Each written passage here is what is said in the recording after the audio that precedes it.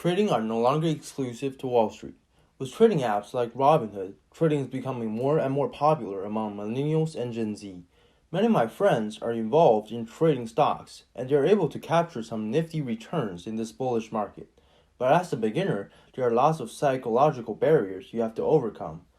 Because humans are not like computer programs that make every decision based on their calculated percentage of success. Humans are animals, and animals have fluctuating emotions, such they are subjected to irrationality. There are some fundamental flaws in our human nature, like arrogant ego and bloated confidence, that cause us to make irrational decisions when making investments. These fundamental flaws in human nature need years of intentional training and professionalism to overcome.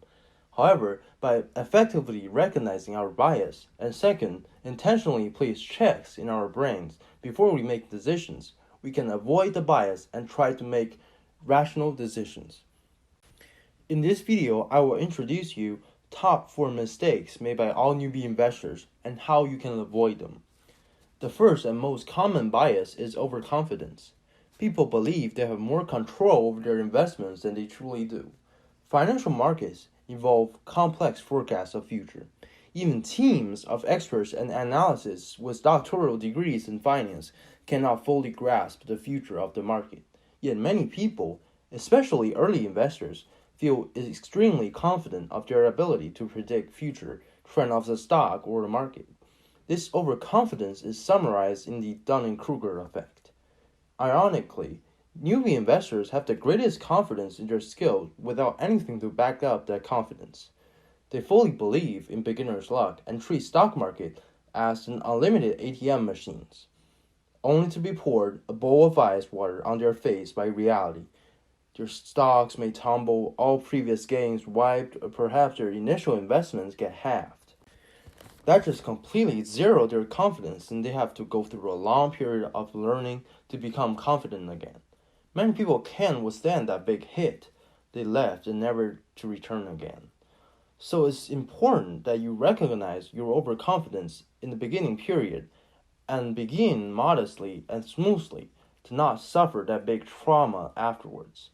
So what can be done to prevent overconfidence? First, you need to have a modest attitude and attribute all successful trades in the beginning to pure luck. And always go back to your mistakes to remind yourself that there is still a long way ahead.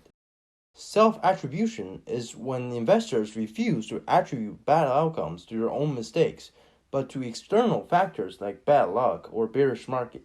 But they attribute successful ones to their skill, feeding their overconfidence.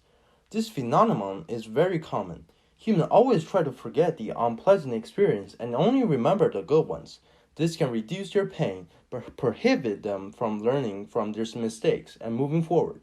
It is always comfortable to stay snug in the safe harbor, but reality is a lot harsher than we wish it is. Some ways to avoid this bias is to set a date for a mandatory go-over of your unsuccessful trades, and record what you could have done better in the notebook so you will not try to make the same mistakes next time. Always own up to your mistakes. The third one is active trading and fear of missing out. It's called FOMO. It is understandable that people check the markets frequently because first, market is volatile, and second, it's your own hard-earned money that they save up in sweat and pain. They know the sacrifices and hard work behind that cash. But once that money is in the stock market, it becomes numbers and tickering symbols moving up and down instantly. Making or losing money under this condition is quite unimaginable to our common sense. So people naturally feel nervous about their account's performance and make adjustments several times a day to comfort their mind that they did everything they could to prevent the loss. However, statistics show long-term investors with fewer position adjustments have significantly higher gains than short-term investors who is actively speculating in the market. Constant adjusting your portfolio is damaging your profit and is making you unnecessarily agitated and nervous. It's better for your nerve and your account balance to put away your phone and focus on the long term. Try not to make any adjustments in a week, then 2 weeks, extending that time period gradually to train your heart to be patient. New investors also fear that they may miss out on an important one-of-a-lifetime opportunity.